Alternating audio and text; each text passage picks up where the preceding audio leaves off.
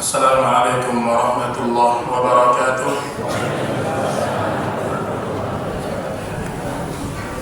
Innal hamdalillah nahmaduhu wa nasta'inuhu wa nastaghfiruh wa na'udzu billahi min shururi anfusina wa sayyiati a'malina. Man yahdihillahu fala mudilla lahu wa man yudlil fala hadiya lahu. Ashhadu an la ilaha illallah wahdahu la syarika lahu wa ashhadu anna Muhammadan 'abduhu wa rasuluh. Ya ayyuhalladzina amanu taqullaha haqqa tuqatih wa la tamutunna illa wa antum muslimun. Ya ayyuhan nasu taqu rabbakumul ladzi khalaqakum min nafsin wahidah wa khalaqa minha zawjaha وبث منهما رجالا كثيرا ونساء واتقوا الله الذي تساءلون به والأرحام إن الله كان عليكم رقيبا. أما بعد فإن أصدق الحديث كتاب الله وخير الهدى هدى النبي صلى الله عليه وسلم وشر الأمور محدثاتها فإن كل محدثة بدعة وكل بدعة ضلالة wa kullu dhalalatin finnar. Ma'asyiral muslimin, sidang Jumat.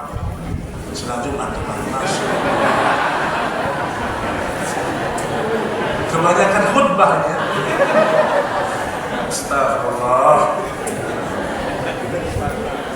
Baik, ma'asyiral muslimin, ma'asyiral muslimat, ikhwan dan akhwat, Bapak Ibu rahimani wa rahimakumullah.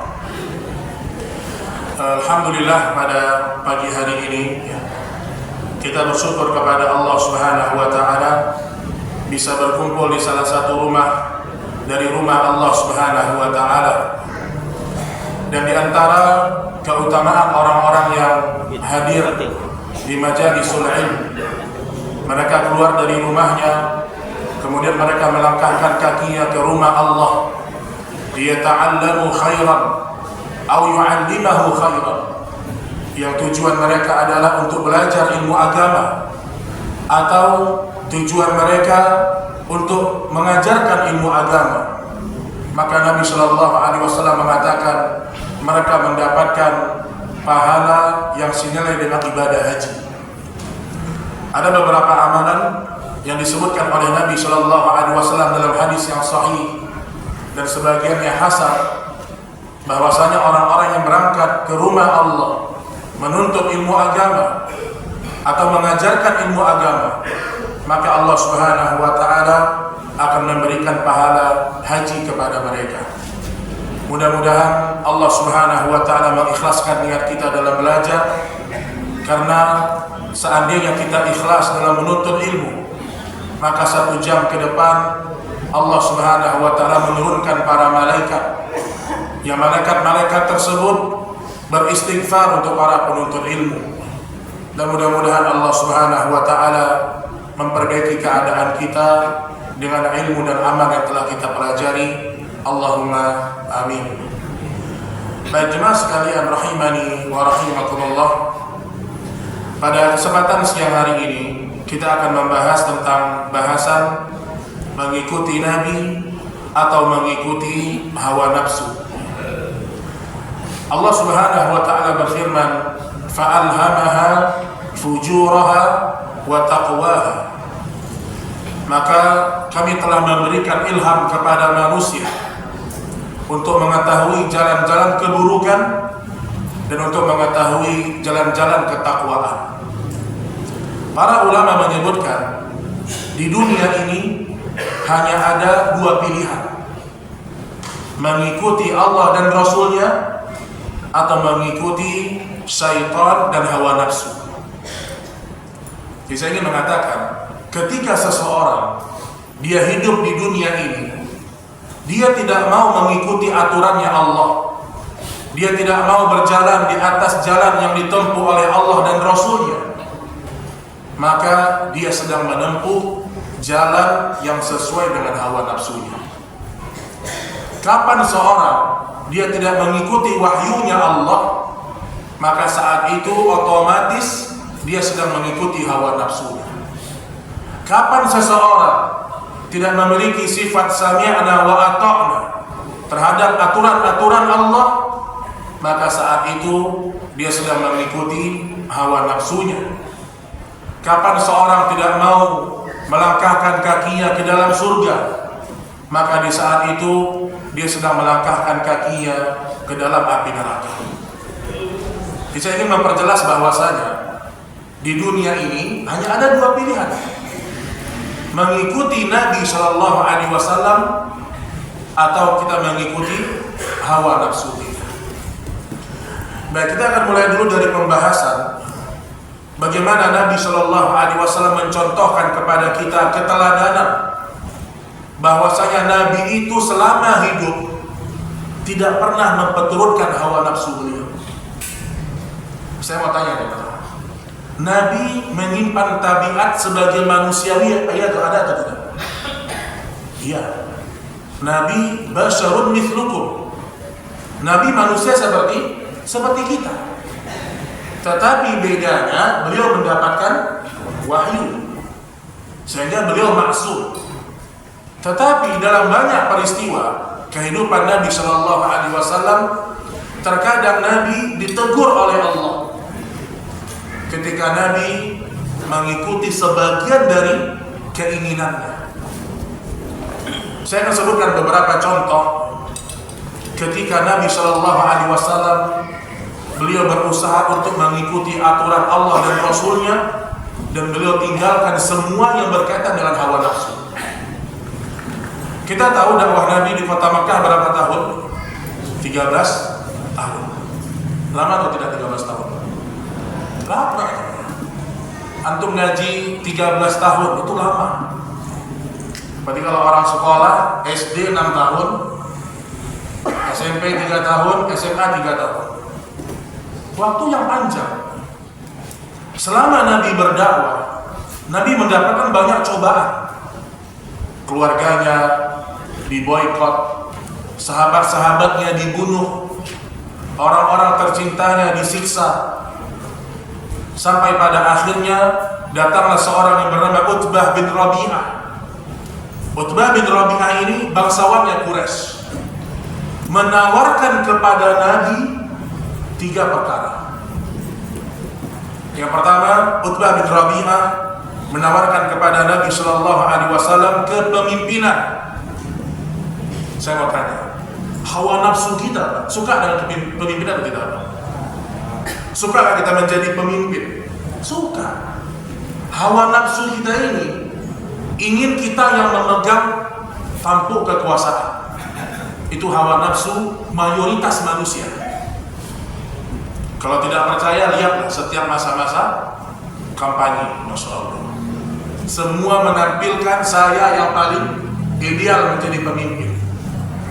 Ditawarkan kepada Nabi kepemimpinan oleh Utbah bin Rabi'ah. Nabi terima atau tidak? Tidak. Nabi tolak. Nabi berusaha untuk tidak mengikuti hawa nafsunya. Kemudian yang kedua, ditawarkan kepada Nabi para wanita. Wanita tercantik ya Muhammad, dengan syarat berhenti berdakwah.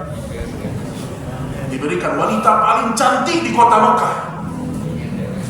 Apakah Nabi mau? Enggak. Dan wanita fitnah terbesar untuk umat Nabi Muhammad Sallallahu Alaihi Wasallam. Nabi pun menolak. Dan yang ketiga, ditawarkan kepada Nabi Sallallahu Alaihi Wasallam. Apa yang ketiga? Harta. Rasul Sallallahu Alaihi Wasallam mengatakan, likulli ummatin fitnah wa fitnatu ummati al-mal. Setiap umat itu ada ujiannya masing-masing, dan ujian terbesar umatku itu adalah harta. Nabi pun menolaknya. Ini 3 tawaran besar yang ketiga-tiga ini sesuai dengan hawa nafsunya manusia. Makanya ketika Nabi Shallallahu Alaihi Wasallam ditawarkan 3 penawaran ini, maka Nabi membacakan firman Allah dalam surah Al-A'raf ayat 203. Qul innama attabi'u ma yuha ilayya min rabbi. Ya, ada dua riwayat. Pertama, Nabi ketika ditawarkan 3 perkara ini, Nabi membaca firman Allah pertama dalam surat Fussilat ayat 1 sampai 30. Dan itu silakan baca di rumah. Fussilat ayat 1 sampai 30. Ayat ini dibacakan oleh Nabi ketika Utbah bin Rabi'ah menawarkan 3 penawaran ini. Nabi baca surah Fussilat 1 sampai 30. Apa kata orang-orang Quraisy? Setelah kejadian itu, Utbah bin Rabi'ah sering mengurung dirinya di rumah. Nabi bacakan Al-Quran kepada Utbah bin Rabi'ah, sampai-sampai orang Quraisy mengatakan Utbah sudah disihir oleh Muhammad. Lihat efek Al-Quran itu. Al-Quran dibacakan kepada orang musyrik dulu berefek. Utbah bin Rabi'ah yang tadinya pemberani yang begitu luar biasa kepemimpinannya, dibacakan Al-Quran mengurung diri di rumah. Karena itu ayat bercerita tentang masalah azab. Fussilat 1 sampai 30 itu bercerita tentang masalah azab sebagiannya. Sampai orang mengatakan Utbah bin Rabi'ah sudah disihir oleh Muhammad. Ini dalil yang pertama yang Nabi bacakan kepada Utbah bin Rabi'ah. Sebagian mengatakan Al-A'raf 203. Qul innama attabi'u ma yuha ilayya min rabbi. Katakanlah ya Muhammad, sesungguhnya aku hanya mengikuti apa yang diwahyukan Rabbku kepadaku. Jadi ingat jemaah sekalian, Nabi dalam hidupnya selalu mengikuti wahyunya Allah, dan Nabi selalu berusaha untuk meninggalkan hawa nafsunya. Kemudian juga dalam peristiwa Fathul Makkah, 13 tahun disiksa, diazab. Tiba-tiba pada tahun 8 Hijriah, Nabi berangkat dari Madinah bersama ribuan para sahabat untuk menaklukkan kota Makkah. Bisa nggak Nabi balas dendam, Pak? Ini orang-orang yang dulu ngusir saya. Antum bayangkan, antum tinggal di mana, Pak? Bekasi. Apa ini? Kecamatan apa? Bekasi Utara. Bapak Ibu, orang asli Bekasi. Kemudian diusir dari Bekasi. Bayangkan. Kemudian tiba-tiba kita punya kekuatan mau balik ke Bekasi. Harusnya kita balas dendam. Apalagi banyak keluarga kita disiksa dulu, misalnya. Nabi mendapatkan hal yang seperti itu. Keluarganya dibunuh, sahabat-sahabatnya dibunuh. Tahun 8 Hijriah Nabi pergi ke Mekah. Sampai kata orang-orang kafir Quraisy, Muhammad ya'ti, hada yaumul malhamah. Sebentar lagi akan terjadi pertumpahan darah. Muhammad pasti balas dendam. Kalau Nabi mau mengikuti hawa nafsunya, Pak, udah tewas semua, Pak. Ya atau tidak? Kemudian sampai Nabi di kota Makkah, Nabi mengatakan, siapa yang masuk ke rumahnya Abu Sufyan, dia selamat. Siapa yang masuk ke rumahnya Abu Jahal, dia selamat. Idhabu antumut tulaqa. Semua kalian bebas, pergi kalian semuanya. Nabi tidak pernah membalas dendam, karena balas dendam itu mengikuti hawa nafsu.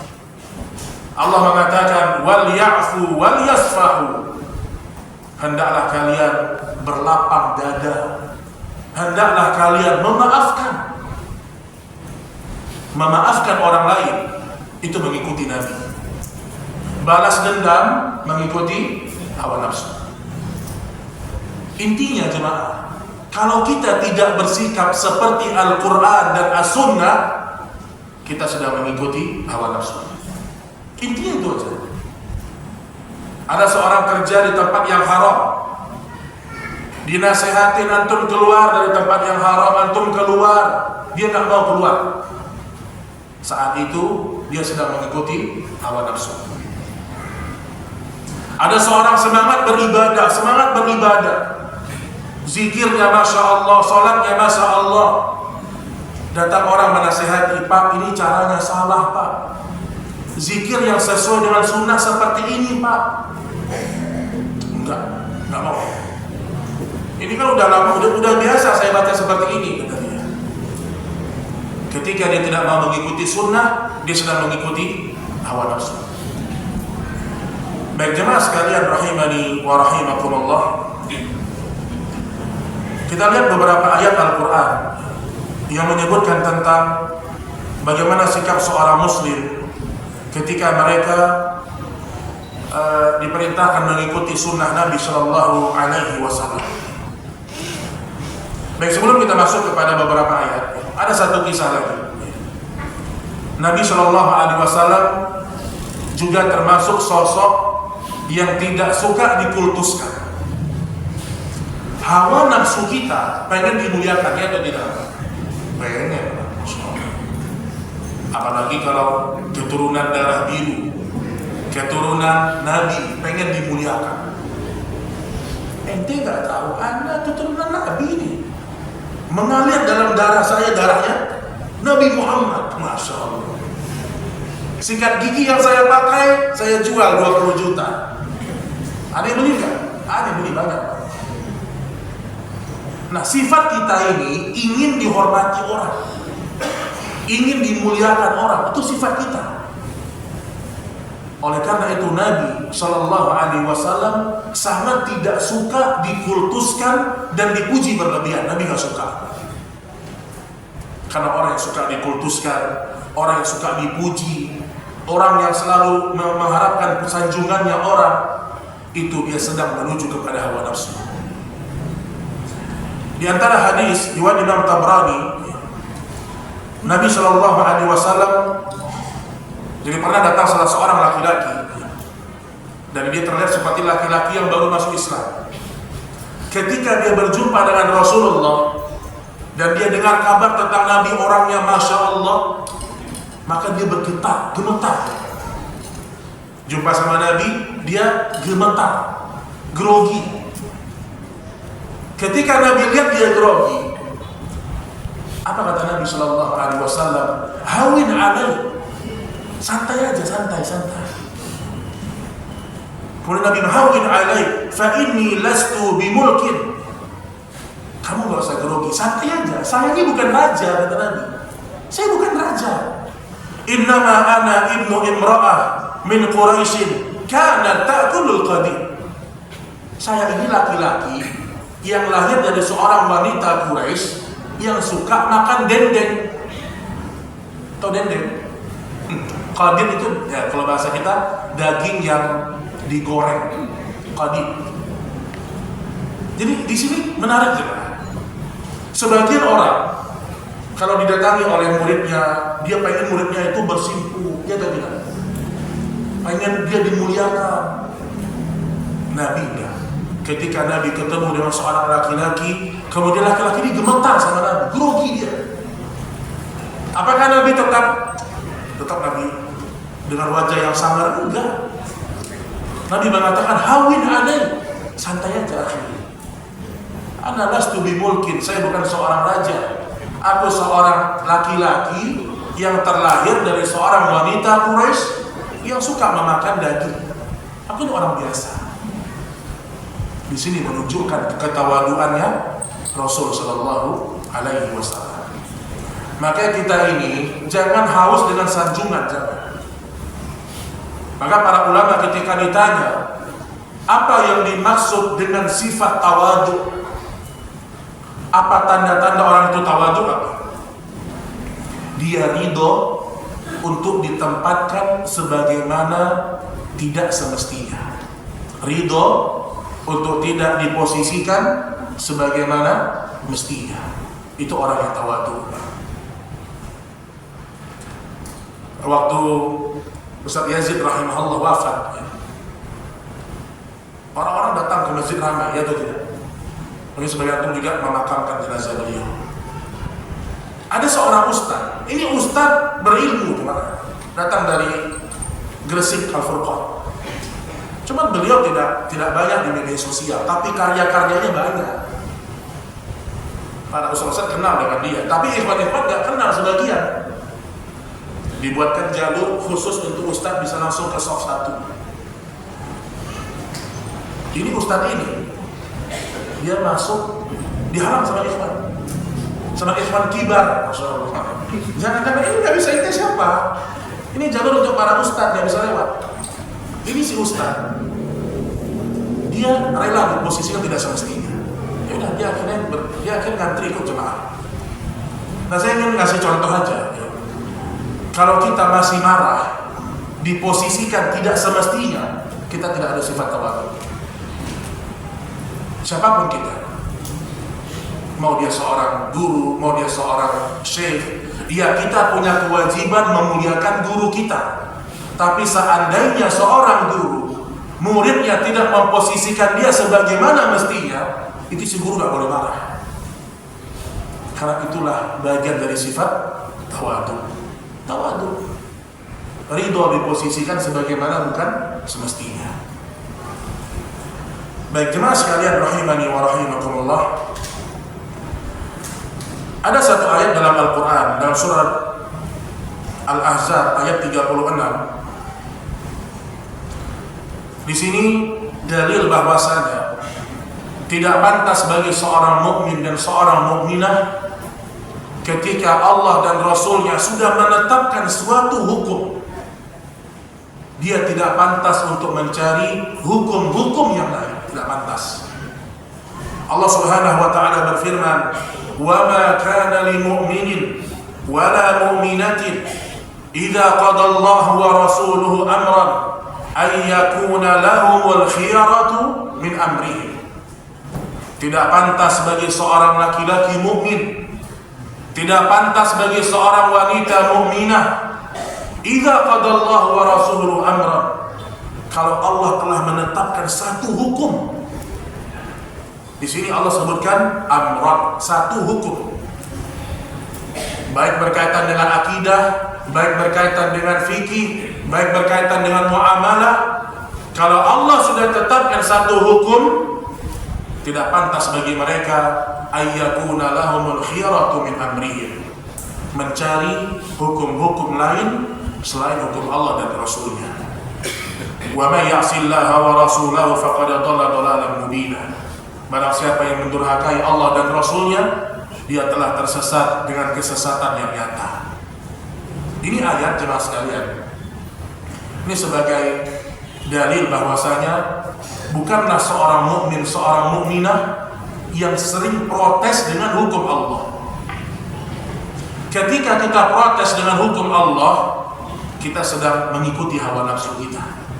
Ingat itu, baik itu hukum yang kita bisa amalkan atau hukum yang sebagiannya sulit kita amalkan, sulit, atau sulit bagi sebagian wanita mengamalkan. Contoh, wanita sering ada hukum-hukum khusus bagi mereka. Contoh, memakai hijab yang syar'i, patuh kepada suaminya. Kemudian kalau dia safar ada ketentuan secara khusus. Kalau dia tidak mengikuti aturan Allah, dia sedang mengikuti hawa nafsunya. Cuma kadang-kadang mengikuti hawa nafsu ini dibalur dengan syubhat. Anak gak mengikuti hawa nafsu, Ustaz, kan ada pendapat ulamanya. Nah ini Pak. Nah ini cara sebagian orang, dia bermain-main dengan pendapatnya para ulama, baik dalam urusan sholat, baik dalam urusan hijab, baik dalam urusan berkaitan dengan masalah akidah. Jadi hati-hati dengan bermain-main dengan ucapannya para ulama, padahal dalilnya sudah jelas ketidakbolehannya. Bapak Ibu yang dirahmati Allah Subhanahu wa taala, Allah Subhanahu wa taala juga berfirman, di sini Allah mencela orang-orang yang dia menjadikan Tuhannya adalah hawa nafsu. Allah Subhanahu wa taala berfirman, "Afara'aita man ittakhadha ilahahu hawa." Apakah engkau tidak melihat orang-orang yang menjadikan Tuhannya adalah hawa nafsunya? Ada orang dia menjadikan hawa nafsu itu seperti Tuhan. Maksudnya apa? Harus semua keinginan dia sesuai dengan hawa nafsu. Pokoknya kalau saya mau ini saya harus dapat. Ini menuhankan hawa nafsu. Pokoknya saya kalau sudah punya cita-cita A, cita-cita B, walaupun melanggar aturan Allah saya harus dapat. Ini menuhankan hawa nafsu. Afara'aita man ittakhadha ilahahu hawa. Apakah kau tidak perhatikan ya Muhammad? Ada orang-orang yang menjadikan Tuhannya hawa nafsunya. Wa adallahu Allah ala ilmin. Kemudian Allah Subhanahu wa taala sesatkan dia di atas ilmu. Wa khatama ala sam'ihi wa qalbi. Allah tutup pendengarannya, Allah tutup hatinya. Wa ja'ala ala basarihi ghishawatan faman yahdihi min ba'dillah afala tadhakkarun. Dan kami jadikan pada matanya ada penutup, dan barang siapa lagi yang memberikan hidayah setelah Allah Subhanahu wa ta'ala. Afala tadhakkarun. Tidakkah kalian mengingat? Baik, saya akan bacakan sebagian tafsir dari para ulama tentang ayat ini. Berkata Syekh Abdurrahman bin Nasir As-Sa'di rahimahullah ta'ala. Syekh Abdurrahman bin Nasir As-Sa'di ini siapa? Gurunya siapa? Syekh Utsaimin. Jadi ada satu tafsir, satu kitab tafsir yang bagus sekali, namanya Tafsir As-Sa'di atau sebagai nama Tafsir As-Sa'di. Ini tafsir ringkas. Kata para ulama, tafsir ringkas ini sebenarnya memudahkan umat Islam untuk membaca Al-Quran, tafsirnya. Dan jangan kita remehkan tafsir ringkas, jangan diremehkan. Karena biasanya tafsir yang ringkas itu penulisnya telah membaca ratusan kitab tafsir, kemudian dirangkum menjadi pembahasan-pembahasan yang lengkap. Apa kata Syekh Abdurrahman bin Nasir As-Sa'di dalam ayat ini? Afara'aita, tidakkah engkau melihat ya Muhammad? Maksudnya siapa? Ar-rajul ad-dallun. Maksudnya tidakkah kau melihat orang-orang yang sesat ya Muhammad? Ini ulama langsung menafsirkan, orang kalau mengikuti hawa nafsu, dallun dia akan tersesat. Kapan dia mengikuti hawa nafsu? Dia sesat. Kemudian ittakhadha ilahahu hawa faman hawihi salakahu sawa'un kana yardillah aw yasqatu. Kata Syekh Abdurrahman bin Nasir As-Sa'di, dia menjadikan Tuhannya hawa nafsu. Maksudnya apa? Ketika dia menempuh satu jalan, atau dia mengucapkan satu kalimat, atau dia melangkahkan satu langkah ke satu tempat, dia tidak peduli apakah Allah ridho atau murka, dia tidak peduli. Jadi tandanya, kapan seorang dikatakan mengikuti hawa nafsu? Ketika dia tidak peduli apakah ucapannya, apakah perbuatannya Allah ridho atau Allah murka. Ingat jemaah. Ketika kita berbisnis, pikirkan, ini jual beli saya Allah ridho atau tidak. Kalau kita nggak peduli dengan itu, kita sedang menjadikan Tuhan kita hawa nafsu. Hawa nafsu itu sebagai Tuhan. Ketika kita beribadah, kita nggak peduli dengan sunnah, kita nggak peduli dengan dalil. Di saat itu kita sedang menjadikan hawa nafsu seperti Tuhan. Seperti Tuhan, mengerikan. Kemudian wa khatama ala sam'i, Allah akan tutup pendengarannya. Kata Syekh Sa'di rahimahullah, fala yasma' ma yanfa'u. Subhanallah. Inilah indahnya buku-buku tafsir. Allah mengatakan wa khatama ala sam'i, dan Allah akan tutup pendengarannya. Maksudnya kata Syekh Sa'di apa? Fala yasma' ma yanfa'u. Allah kalau sudah menutup hidayah dari telinga seseorang, dia tidak akan mendengar hal-hal yang bermanfaat. Itu kunci.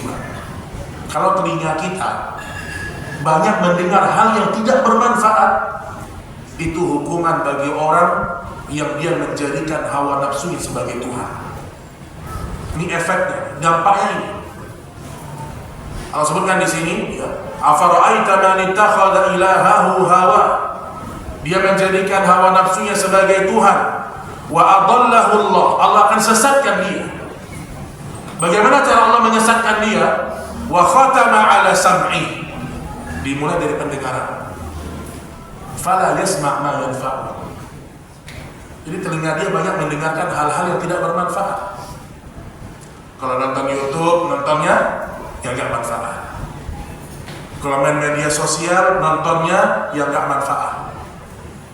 Kalau dia sedang berkumpul sama teman-temannya, dia dengar pembicaraan yang tidak bermanfaat. Ini dampak dari orang yang telah disesatkan Allah.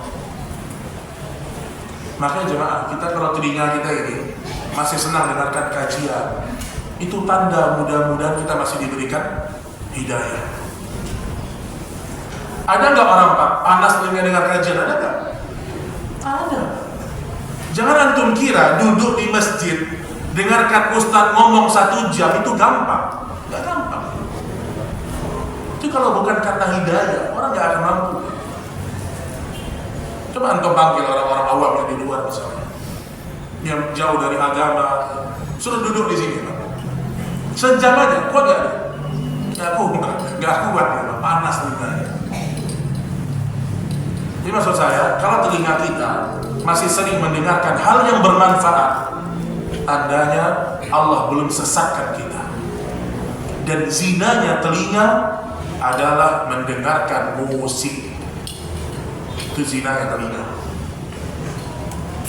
Jadi musiknya ditinggalkan. Terutama ibu-ibu juga. Ini kadang-kadang ibu-ibu ini sering nge-share tutorial masak gitu. Nge-share tutorial masak. Tapi di tutorialnya ada suara musiknya. Ini juga nggak boleh. Terus ditulis di bawahnya, abaikan musiknya. Mana bisa abaikan musiknya? Sering nggak ibu-ibu? Nge-share tutorial ini, nanti tulis di bawahnya, afwan, abaikan musiknya. Jadi kalau ada tutorial, iklan-iklan yang ada musik, jangan di-share. Atau ada ceramah seorang ustaz ada musiknya, jangan di-share. Ibnu Umar radhiyallahu taala anhu, dia berusaha agar telinganya mengikuti Nabi. Dia masuk di satu pasar, kemudian dia berjalan dengan beberapa sahabat. Ketika dia masuk pasar, ada suara musik, dia tutup telinganya. Dia tutup. Terus dia berjalan sampai ke ujung, dia bilang, atasma'una saut. Apakah masih terdengar suaranya? Kata teman-temannya, masih wahai Ibnu Umar. Ibnu Umar maju lagi terus. Apakah masih terdengar suaranya? Sudah tidak ada, baru dilepas sama dia. Kalau kita gitu nggak? Kita masuk ke restoran, makan. Kan kami makan, Ustaz. Kan niatnya bukan dengan musik. Ya. Memang kita nggak niat dengan musik, tapi pasti berefek. Walaupun kalau urusan dosa, wallahu a'lam, tapi ketika kita mendengar musik, walaupun kita tidak berniat, itu ada efek dalam keimanan kita. Tiba-tiba susah tahajud, tiba-tiba hati kita mengeras, bisa aja. Ini makna dari fala yasma' ma yanfa'u. Kemudian disebutkan oleh Allah, wa qalbi, Allah juga akan tutup hatinya. Kata Syekh Abdurrahman bin Nasir As-Sa'di, fala ya'rif al-khair. Dia tidak akan mengetahui kebaikan. Jadi hatinya itu sulit untuk mengetahui kebaikan. Maksudnya sampai pun kebaikan kepada dia ditolak. Karena hatinya telah ditulis dengan bintik-bintik hitam. Kata Nabi SAW, seorang hamba kalau dia melakukan sebuah dosa, akan dituliskan dalam hatinya 1 bintik hitam. 1 dosa, 1 titik. 1 dosa, 1 titik. Sampai hati itu penuh dengan bintik hitam tersebut. Maka di sini dampak dari orang yang mengikuti hawa nafsu, lama-lama hatinya menjadi keras hatinya. Kemudian Allah mengatakan juga, wa ja'ala 'ala basarihi ghishawah tamna'uhu min nadharil haqq. Hukuman bagi orang yang mengikuti hawa nafsu, Allah akan jadikan di hadapan matanya ghishawah, seperti ada penutup. Maksudnya tamna'uhu min nadharil haqq, dia tidak bisa melihat kebenaran. Orang kalau sudah ditutup pintu hidayah dari matanya, dia nggak bisa lagi melihat yang namanya kebenaran. Walaupun kebenaran nyata di hadapan dia, walaupun ayat-ayat Allah sampai kepada dia, dia tetap menjadi orang-orang yang buta dari melihat kebenaran. Baik, ma'asyiral muslimin rahimani wa rahimakumullah, ini dia dalil yang berikutnya berkaitan dengan masalah orang-orang yang menjadikan hawa nafsu sebagai Tuhan. Baik, kemudian juga di antara dalil yang lain dalam surah An-Nisa ayat 65. An-Nisa ayat 65. Nah, di sini dalil pujian Allah kepada para sahabat ketika mereka menjadikan Nabi sebagai hakim, sebagai satu-satunya orang yang mereka ikuti. Jadi sahabat Nabi, Bapak Ibu, mereka dipuji oleh Allah dengan pujian yang besar. Kenapa? Ittiba. Karena mereka itu hidup benar-benar ikut Nabi. Dan bukan hanya ikut Nabi. Kalau mereka terjadi perselisihan, mereka hanya akan tenang kalau Nabi yang memutuskan perkara. Ini ayatnya, An-Nisa ayat 65. Allah Subhanahu wa taala berfirman, فَلَا وَرَبِّكَ لَا يُؤْمِنُونَ حَتَّى يُحَكِّمُوكَ فِيمَا شَجَرَ بَيْنَهُمْ. Maka demi Rabbmu ya Muhammad, la yu'minuna hatta, mereka belum benar-benar beriman, hatta yuhakkimuka fima shajara bainahum, sampai mereka menjadikan engkau ya Muhammad sebagai hakim, sebagai pemutus, fima shajara bainahum, pada perkara-perkara yang mereka perselisihkan. Para sahabat dipuji oleh Allah, kalau mereka berselisih, mereka kembali kepada Nabi, bukan kembali kepada hawa nafsu. Berselisih, tanya sama Nabi. Beda pendapat, tanya sama Nabi. Bingung, tanya sama Nabi. Itu kebiasaannya sahabat. Dan sekarang Nabi sudah wafat. Bagaimana kita mengamalkan ayat ini? Dengan cara kita kembali kepada dalil. Itu maknanya, Pak. Kalau dulu Nabi masih hidup, para sahabat berselisih, mereka tanya sama Nabi langsung. Ketika Nabi sudah wafat, maka ajarannya sempurna.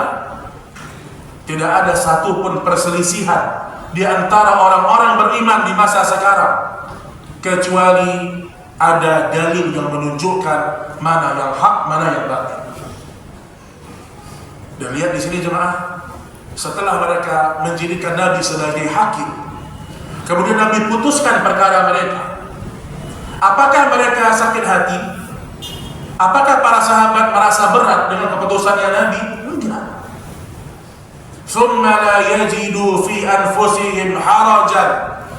Lihat pujiannya Allah kepada sahabat. Kemudian mereka tidak merasa dalam hati mereka haraj, ada rasa berat. Nabi sudah putuskan, oh ini keputusannya. Semua sahabat, Allah menilai hati mereka tidak ada rasa berat sedikit pun menerima keputusan dari Allah dan Rasulnya. Nah kita ini kalau ada hukum Allah masih berat kita untuk menjalankan, minta sama Allah hidayah. Minta sama Allah hidayah. Karena dulu para sahabat dipuji oleh Allah, ketika Nabi sudah putuskan, mereka tidak ada rasa berat di hati. Kemudian apa? Mimma qadaita wa yusallimu taslima. Dan bukan hanya mereka tidak merasa berat, tapi mereka benar-benar menerimanya, wa yusallimu taslima, menerimanya sepenuh hati mereka. Tidak ada dua, ada tiga pujian Allah dalam ayat ini. Yang pertama, kalau berselisih kembali kepada dalil, bukan kembali kata ustaz, bukan, ini bukan kata ustaz, bukan kata imam, bukan kata syekh, Tapi apa kata dalil?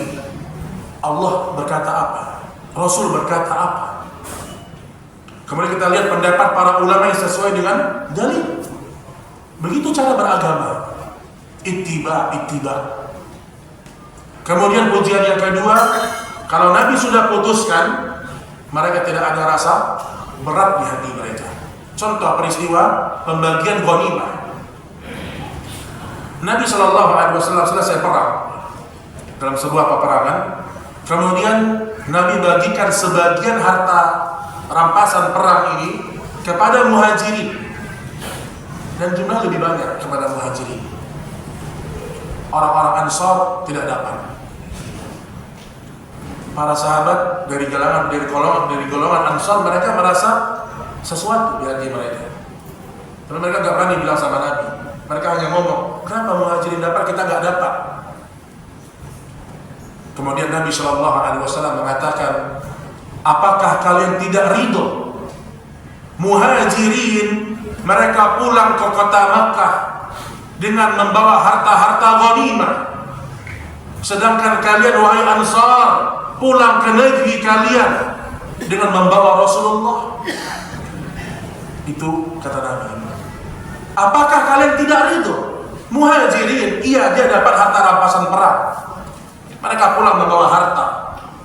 Adapun kalian wahai Ansar, kalian pulang membawa saya, Rasulullah Sallallahu Alaihi Wasallam. Semua sahabat serentak langsung mengatakan apa? Radina billahi wa rasulih.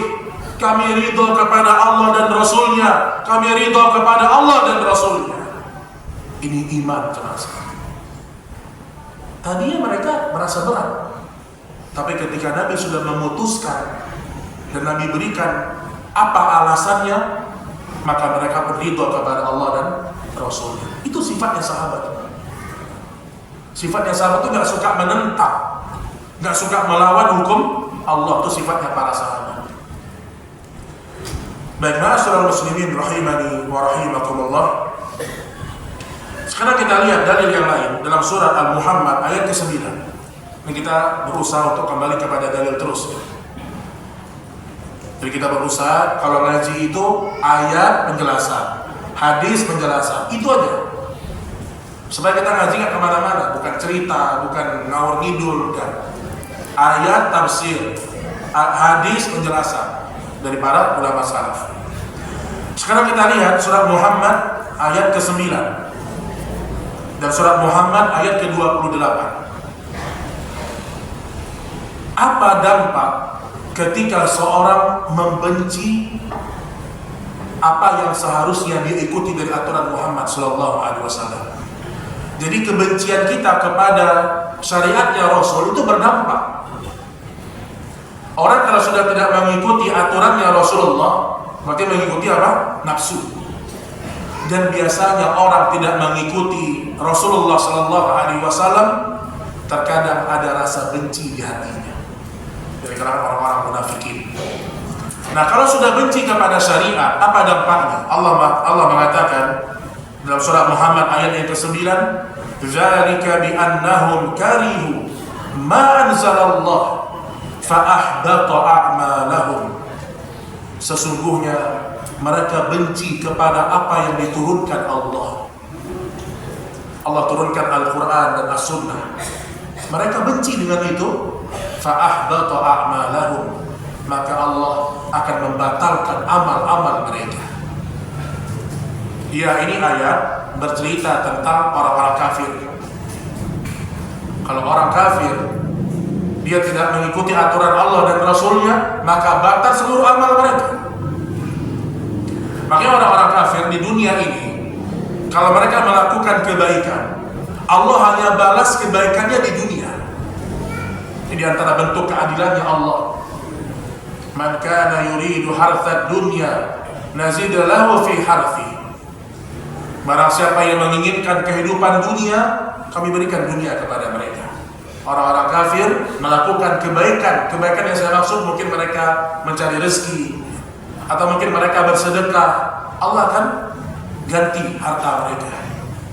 Wa ma lahum fil akhirati min nasib. Tapi di akhirat tidak ada yang tersisa. Kenapa? Fa'ahbata a'malahum, Allah telah menggugurkan amal-amal mereka. Jadi kebencian kepada syariat Allah bisa menggugurkan amalan, hati-hati.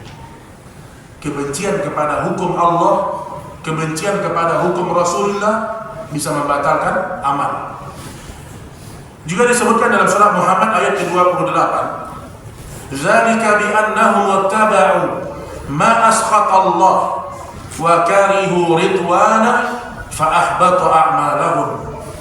Yang demikian itu karena sesungguhnya mereka mengikuti, lihat ittiba, apa yang menimbulkan kemurkaan Allah, dan mereka membenci keridhaan Allah sehingga terhapuslah amal-amal mereka.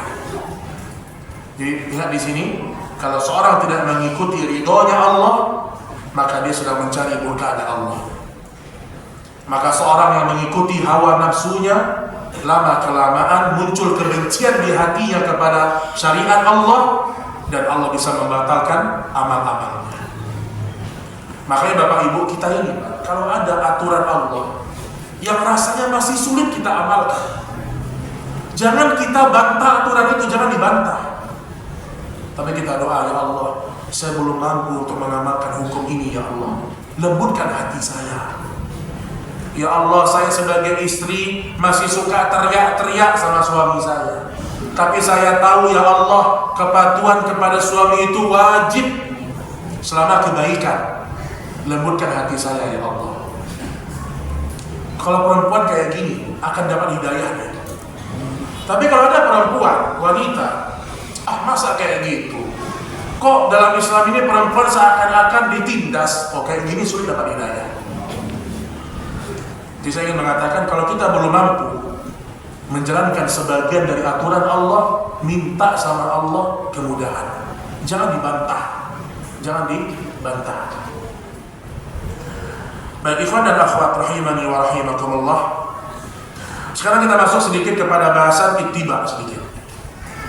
Kalau tadi tentang hawa nafsu, sekarang masalah ittiba. Bapak Ibu sekalian, surga dan neraka itu dikelilingi oleh hal-hal yang dibenci dan disukai oleh hawa nafsu.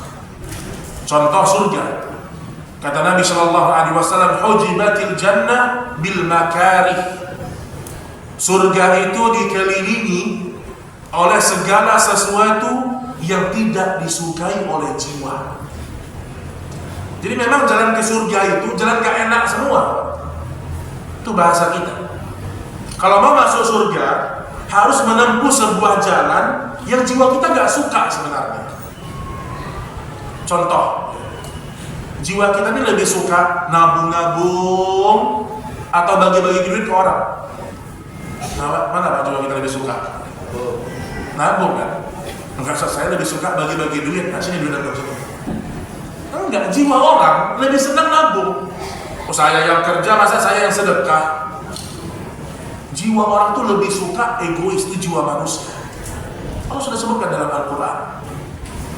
Datanglah syariat Allah kalau ada rezeki berbagi sama orang. Jiwa kita gak suka awalnya, sampai Allah berikan hidayah kepada hati kita. Sampai ada sahabat yang mampu memberikan seluruh dari hartanya, Abu Bakar. Umar memberikan setengahnya. Sa'ad bin Rabi ketika ketemu dengan Abdurrahman bin Auf, dia berikan setengah dari hartanya. Walaupun Abdurrahman bin Auf menolak. Jadi maksud saya, kita ini sebenarnya kalau ingin masuk surga, memang melawan semua hawa nafsu. Capek-capek lagi subuh, hujan, walaupun hujannya sedikit ya. Azan berkumandang. Ke masjid pula, Masya Allah. Tapi ada hujan-hujannya sedikit, serintik hujan sedikit. Kalau hujannya cuma ringan, ya kita tetap ke masjid lah, sholat. Tapi jiwa kita gak suka, pengennya di rumah sholat. Nah, semua hal seperti itu. Para wanita misalnya, wanita fitrahnya ingin dilihat, itu fitrahnya wanita. Ingin diperhatikan, ingin terlihat wah di tengah-tengah teman-temannya. Tapi ketika dia sudah ngerti dengan agama, harus dia lawan semua itu. Jadi kalau mau masuk surga, memang melawan hawa nafsu. wa hujibatin nar bisyahwat. Dan neraka Allah, jalan ke neraka itu dikelilingi oleh segala hal yang disukai oleh syahwat. Makanya kata Syekh Utsaimin, orang kalau ingin masuk neraka tidak butuh perjuangan. Butuh perjuangan? Kalau mau masuk neraka nggak butuh perjuangan. Ikuti aja semua keinginan jiwa masuk neraka. Ini kata Syekh Utsaimin. Orang kalau tidak belajar ilmu agama, maka jiwanya akan selalu mengikuti nafsunya. Dan nafsu itu tempatnya neraka. Makanya ingat jemaah sekalian, yang namanya surga dan neraka dikelilingi oleh dua hal ini. Surga dikelilingi oleh sesuatu yang tidak disukai oleh jiwa. Gak suka jiwa kita. Ada orang zalim sama kita, jiwa kita ingin balas dendam. Enak kali dimaafkan Ustaz, dia zalim sama saya. Itu jiwa kita gak pengen maafkan. Tapi agama punya tuntunan. Kalau kita maafkan, Allah akan maafkan kita di hari kiamat. Itu kan butuh perjuangan. Itu butuh perjuangan. Makanya antum dan kita semuanya, kalau kita punya masalah sama orang, kemudian kita sulit memaafkan dia, maka maafkan dia bukan karena kesalahan dia ke kita, tapi maafkan dia gara-gara kita ingin dimaafkan Allah di hari kiamat. Itu mudah kita maafin orang. Antum punya masalah sama orang nih, cara mudah supaya kita bisa maafkan dia, jangan lihat kesalahan dia, tapi ingat, kalau saya maafkan dia, Allah akan maafkan saya besok di hari kiamat.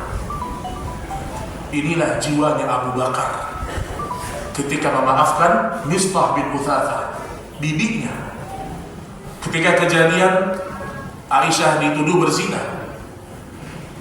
Abu Bakar biasanya memberikan nafkah kepada Mistah bin Uthathah, pada bibinya setiap bulan dikasih nafkah. Ketika kejadian Aisyah dituduh berzina, ternyata bibinya ini ikut-ikutan, ya atau tidak? Ikut-ikutan. Kemudian Abu Bakar dia bersumpah untuk tidak memberikan nafkah lagi kepada bibinya, karena ikut-ikutan membantu tersebarnya tuduhan Aisyah berzina. Langsung turun ayat kepada Abu Bakar. Langsung turun ayat kepada Abu Bakar. Ala tuhibbuna ayaghfirallahu lakum? Apakah engkau tidak ingin dimaafkan oleh Allah? Kata Abu Bakar, aku ingin dimaafkan Allah. Aku ingin dimaafkan Allah. Maka dia maafkan bibinya tadi dan dia lanjutkan nafkah. Jangan pernah antum dan kita semua biasa kita tolong orang, tiba-tiba kita tidak tolong dia hanya karena dia pernah melakukan kesalahan sama kita. Maafkan. Tapi caranya apa? Ingat, semoga Allah maafkan kita di hari kiamat. Itu motivasinya. Kalau bukan itu sulit. Baik, sekarang kita lihat hadis Nabi Shallallahu Alaihi Wasallam. Hadis riwayat Imam Bukhari dan Muslim. Di sini fondasi dasar ittiba. Seorang tidak akan bisa ittiba secara maksimal sampai dia mengamalkan hadis ini. Rasul sallallahu alaihi wasallam bersabda, "La yu'minu ahadukum hatta akuna ahabba ilaihi min walidihi wa walidihi wan nasi ajma'in."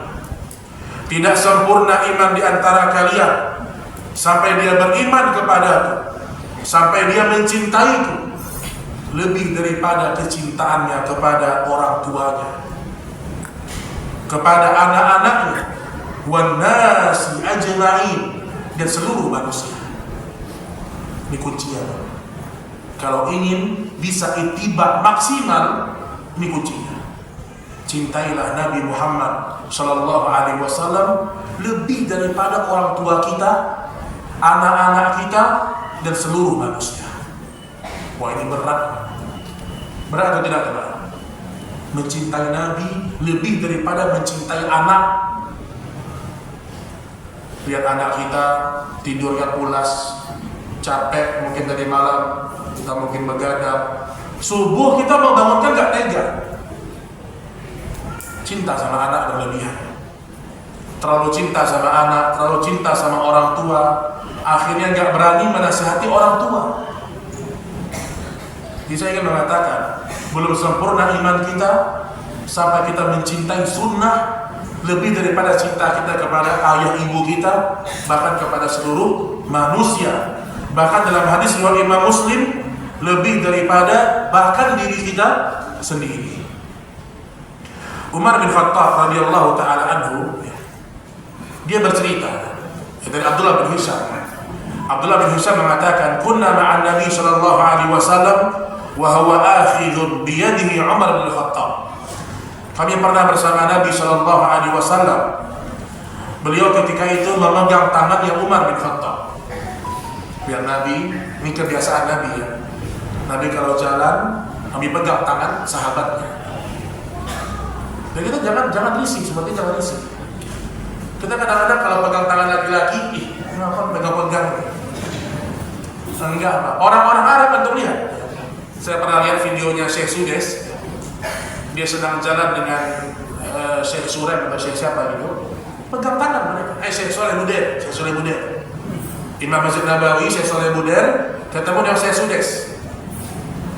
Syekh Sudes pegang di tangan Syekh Soleh Buder sambil jalan. Ini sunnah Nabi SAW. Nabi jalan sama Umar, dipegang tangan Umar sama Nabi. Nabi yang pegang tangannya Umar. Faqala lahu Umar, "Ya Rasulullah, la anta habbu ilayya min kulli syai'in la min nafsi."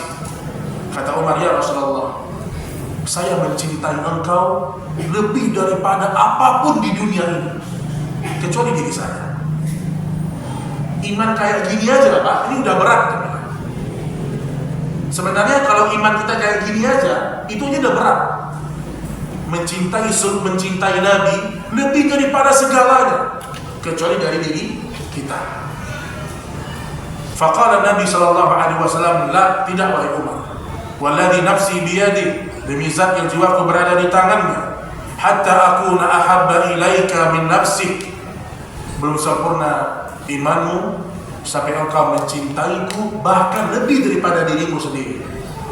Faqala lahu Umar, "Fa innahu al-an wallahi inni la anta ahabbu ilayya min nafsi." Dan sahabat itu enggak pakai lama.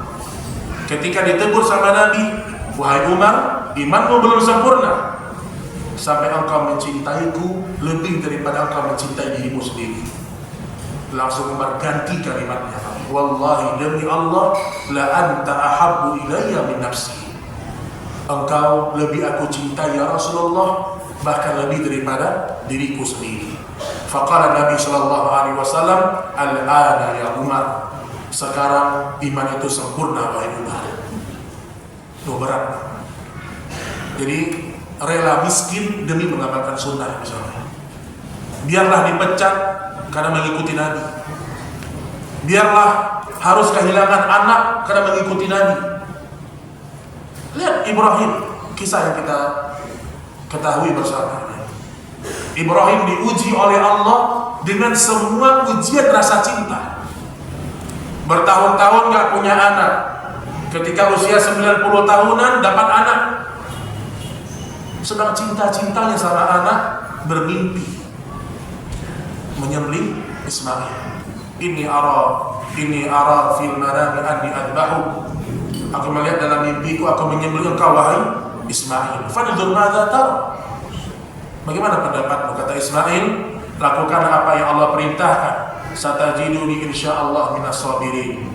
Ismail tidak sombong, dia mengatakan insyaallah minas sabirin. Aku orang-orang yang sabar. Jadi maksud saya, Ibrahim diuji dengan rasa cinta kepada anaknya. Lihat lagi ketika Ibrahim sedang bersama istrinya Hajar biwadin ghairi dhi zar'in inda baitikal muharram. Ibrahim tinggalkan Hajar bersama Ismail di gurun pasir tandus. Kenapa? Menjalankan perintah Allah. Maka kata Hajar kepada Ibrahim, "Ya Ibrahim, Allah amaraka bihadza?" Wa Ibrahim, yang nyuruh engkau meninggalkan kami di sini, apakah Allah? Kata Ibrahim, "Na'am, iya." Kemudian Hajar dengan tauhidnya, dengan imannya, Dia mengatakan, wallahi la yudayyuna, demi Allah, Allah tidak akan menyia-nyiakan kami. Subhanallah ya, orang-orang dari para nabi dan para rasul, mereka diuji dengan kecintaan. Jadi di sini ya, kita harus belajar mengikuti nabi. Itu tidak bisa maksimal kecuali kita mencintai nabi lebih daripada segala-galanya. Contohnya, kalau ada orang celananya di bawah mata kaki gara-gara aturan kantor, berarti imannya masih rendah sekali.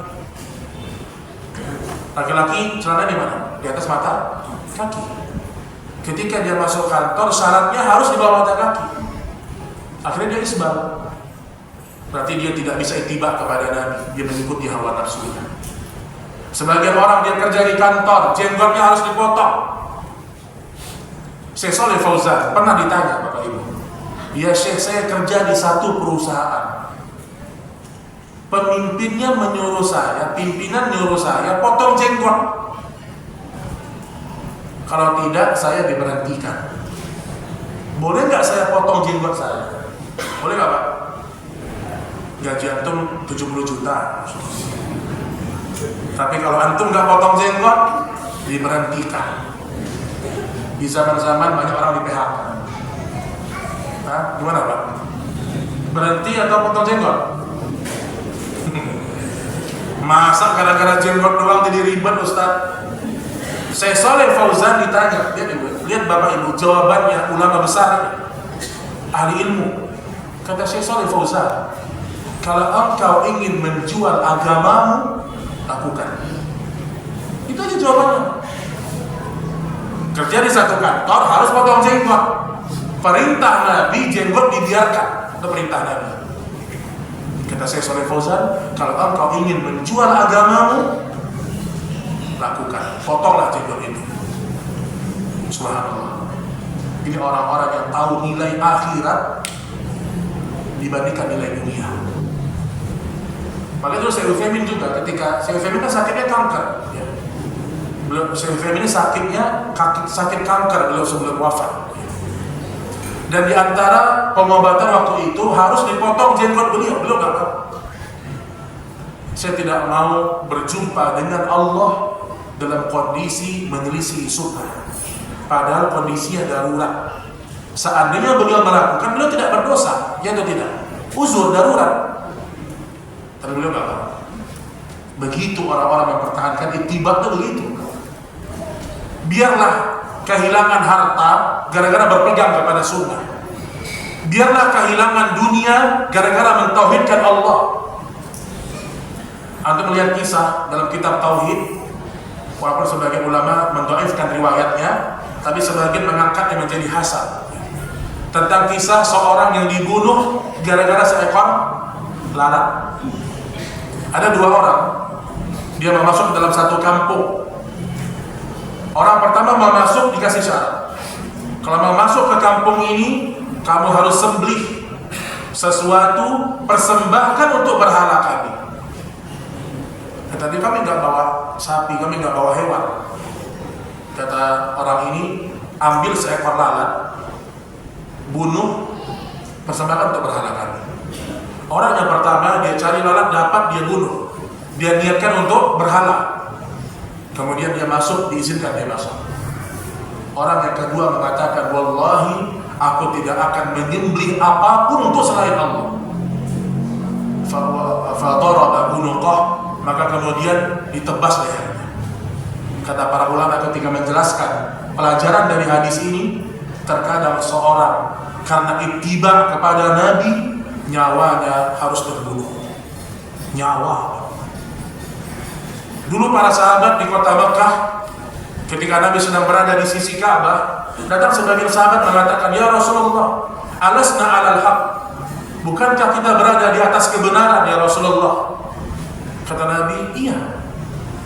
Kemudian sahabat mengatakan, mata Rasulullah, kapan Allah tolong kita? Kemudian Nabi ceritakan, sebelum kalian ada orang-orang yang mempertahankan imannya kepada Allah, tubuhnya digergaji jadi dua. tapi tidak membuat mereka meninggalkan tauhid, tidak membuat mereka meninggalkan agama mereka. Innakum qaumun musta'jilun, kata Nabi. Kalian ini orang-orang yang tergesa-gesa. Subhanallah. Gara-gara ittiba, nyawa pun dibunuh. Nah, jadi saya ingin mengatakan begini ya. Resiko dari kita mengikuti Nabi Shallallahu Alaihi Wasallam itu ada. Jadi ada resiko memang. Asab al-qabid ala jama', kata al-asabar ala dini, kata Nabi Shallallahu Alaihi Wasallam, al-qabid ala dini, orang-orang yang berpegang kepada agamanya itu seperti menggenggam bara api yang panas. Maka saya bin Bas pernah ditanya, ya Syekh, kalau ada orang mengamalkan sunnah tapi dia nggak mendapatkan ujian, ini gimana wahai Syekh? Kata Syekh bin Bas, kalau dia mengamalkan sunnah, dia pasti diuji. Kalau dia tidak diuji, maka dia harus muhasabah. Jangan-jangan dia tidak berpegang sepenuhnya kepada sunnah. Maksudnya abu-abu, gak punya prinsip dalam beragama. Nah, makanya kita ini kalau ittiba kepada sunnah Nabi, masa kita sekarang paling apa? Diomongin orangnya atau tidak? Kita sabar. Kita paling difitnah, kita paling dituduh. Mukul, gak pernah ada orang mukul kita. Insya Allah gak ada yang mukul kita gara-gara mengamalkan sunnah. Jadi ujian kita sebenarnya lebih ringan daripada ujiannya para sahabat. Kita kalaupun difitnah, mungkin fitnah-fitnah yang ya mungkin membuat kita mungkin gak nyaman, iya, tapi kita sabar. Itu cara Allah mengirimkan pahala sama kita. Nabi istrinya dituduh berzina, insya Allah belum ada ya Ustadz sunnah karena dia berdakwah istrinya dituduh berzina, ada? Nggak ada, Pak. Ada seorang ustadz karena dia berdakwah tauhid tiba-tiba orang menuduh istri dia berzina, ada atau tidak? Belum ada, saya tahu. Belum pernah kita dengar. Tapi fitnah ini ada kepada Nabi Shallallahu Alaihi Wasallam. Tapi Nabi sabar. Makanya ittiba ini kita minta kepada Allah agar Allah memberikan kepada kita hati yang istiqamah. Baik, wallahu taala a'lam bissawab. Ini yang bisa kita sampaikan pada pertemuan kali ini. Mungkin sebelum kita akhiri, kalau ada pertanyaan, ada sisa waktu 7 menit insyaallah sampai jam 11 insyaallah taala. Wassallallahu ala nabiyina Muhammad walhamdulillahirabbil alamin.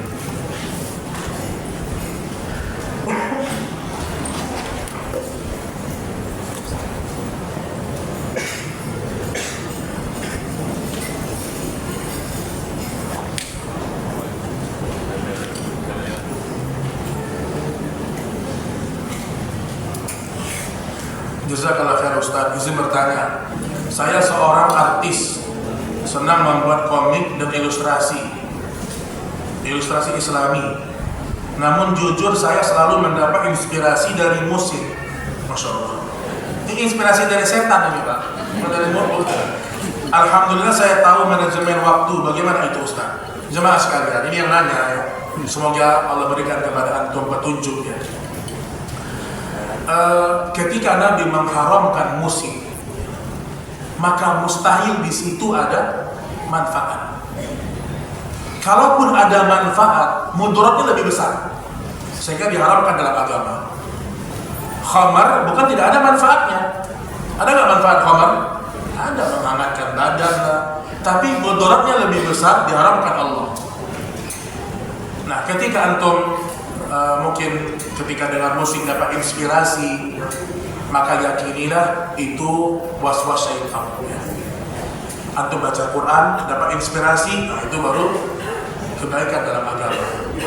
Jadi tidak mungkin Nabi mengharamkan sesuatu yang ternyata itu memberikan manfaat kepada manusia. Orang kalau sudah cinta sama musik, nah, pertama hati menjadi keras. Enggak usah saya nangis Ustaz, bukan itu maksudnya. Yang kedua, orang kalau sudah cinta sama musik, lama-lama dia jauh dari Al-Quran.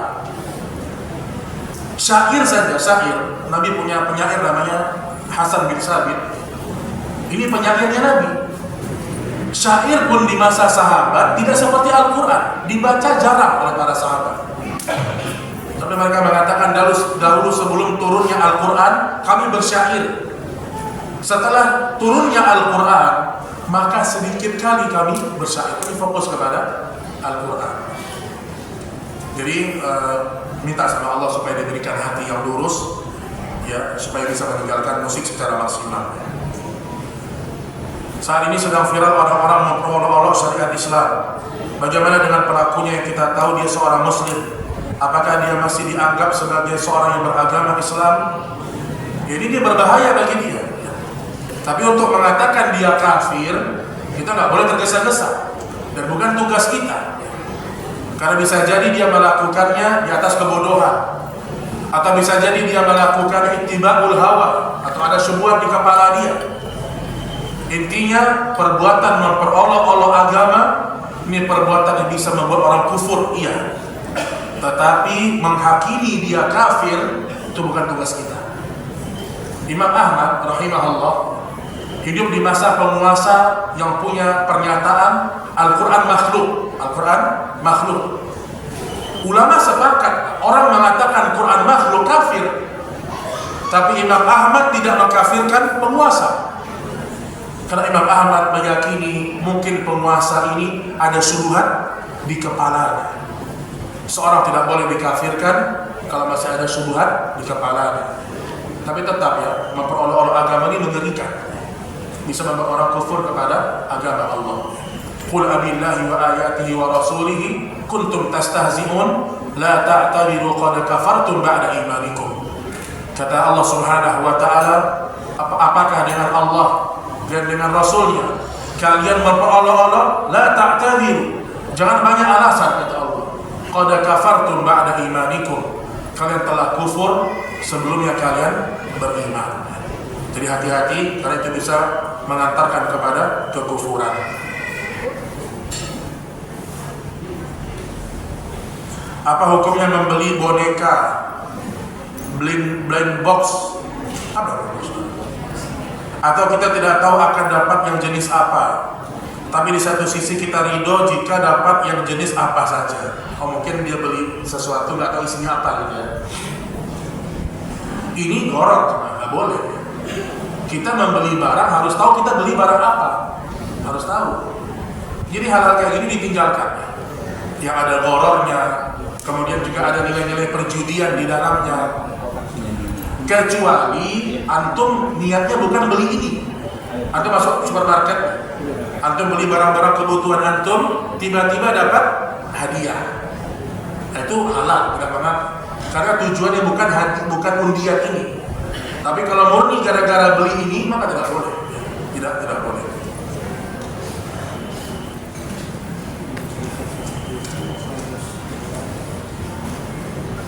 Suami saya bertanya jauh dari luar negeri. Suami saya kerja jauh di luar negeri. Sedangkan anak mama santri SMP ke Purworejo. Bagaimana hukum safar anak sebagai istri ngantar anak pesantren tidak ada mahramnya? Tidak boleh. Tidak boleh. Jadi ibu harus ditemani sama mahram. Kalau suaminya jauh, pertama suami suruh pulang. Repot Ustaz, ittiba. Kalau suami nggak bisa pulang, ibu mungkin punya keluarga, paman, om, atau mungkin anak laki-laki atau keponakan laki-laki, temanin sama dia, supaya kita safarnya dengan mahram.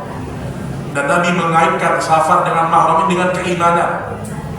Kata Nabi Shallallahu Alaihi Wasallam, tidak beriman wanita yang beriman kepada Allah dan hari akhir bersafar kecuali dengan mahramnya. Tidak halal bagi wanita yang beriman kepada Allah dan hari akhir bersafar kecuali dengan mahramnya. Ustaz, apakah sah hewan yang disembelih dengan orang yang tidak pernah sholat? Apakah sah juga pernikahan apabila wali nikahnya tidak pernah sholat? Ini bahasan panjang. Jadi masalah apakah sembelihannya orang yang tidak sholat itu sah atau tidak? Ini sebenarnya pokok permasalahannya pada pendapat apakah orang kafir kalau tidak sholat. Itu masalahnya. Jadi kalau ada orang tidak sholat apakah kafir atau tidak? Ini ulama khilaf, panjang khilafnya. Kalau dia tidak sholat karena meyakini kewajiban, kalau dia tidak sholat karena meyakini sholat tidak wajib, dia kafir. Ini pendapat yang kuat. Tapi kalau dia tidak sholat, masih merasa dia melakukan dosa, maka dia masih muslim, tapi dia fasik. Kalau kita ambil pendapat ini, berarti sah sembelihannya. Tapi kalau pendapat ulama yang mengatakan gak ada bedanya, mau dia meyakini, mau dia merasa berdosa, kalau tidak sholat kafir, maka tidak sah sembelihannya. Jadi tergantung bagaimana kita mengambil pendapat yang mana. Tapi pendapat yang lebih kuat adalah untuk kehati-hatian, carilah tukang sembelih yang mereka sholat, itu lebih aman. Itu lebih aman. Wallahu a'lam bishawab. Apakah sah juga pernikahan apabila wali nikahnya tidak pernah sholat? Kalau tidak pernah sholat ini berat ini. Kalau kadang sholat kadang tidak, mungkin kita masih bisa husnuzon. Tapi kalau tidak pernah sholat, cari wali nikah yang lain aja apa? Ini jadi makanya yang nanya jangan berlebih-lebihan. Kalau dia pernah sholat tapi sesekali bolong, nah itu mungkin kita bisa mengatakan ya ada hukum tertentu. Tapi kalau tidak pernah sholat, gimana Pak? Tidak pernah sholat, kafir berarti. Sulit kalau tidak pernah sholat. Tapi kalau kondisinya sesekali sholat, sesekali tidak, maka sebenarnya perwaliannya masih sah. Karena dia masih muslim. Walaupun dalam akad nikah wali harus cari yang al-adl, waliul adl. Wali itu adalah orang-orang yang adil, orang yang bertakwa sama Allah Subhanahu wa taala. Jadi sebisa mungkin cari yang bertakwa ya. Wallahu taala a'lam bishawab.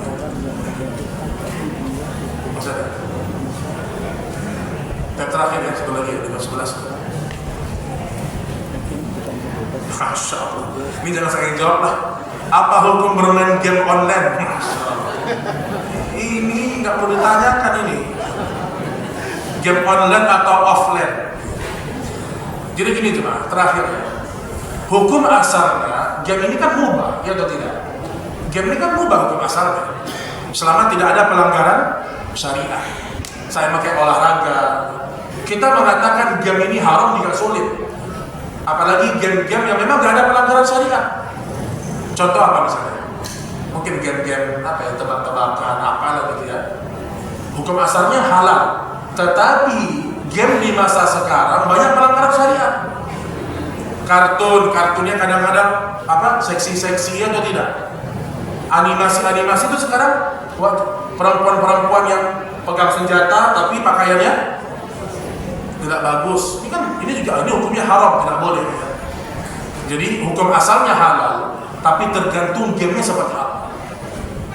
Ini dari satu sisi. Tapi sisi yang lain, kalau kita sudah ngaji, ya, game ini nggak pantas ya. Apalagi bisa buang-buang waktu. Ya.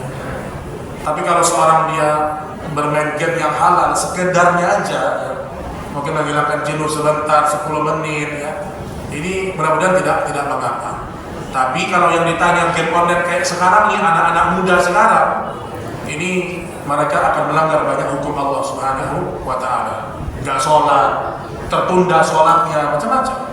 Belum lagi isi gamenya itu kadang-kadang maksiat juga. Mungkin gambar perempuannya, iya atau tidak? Iya. Gambar perempuannya, gambar macam-macam game di masa sekarang. Makanya seorang dia tinggalkan hal-hal yang seperti ini. Wallahu ta'ala a'lam bishawab. Baik, ini yang bisa kita sampaikan pada pertemuan kali ini. Wassallallahu ala nabiyina Muhammad. Subhanakallahumma wa bihamdik, asyhadu an la ilaha illa anta, astaghfiruka wa atubu ilaik. Assalamualaikum warahmatullahi wabarakatuh.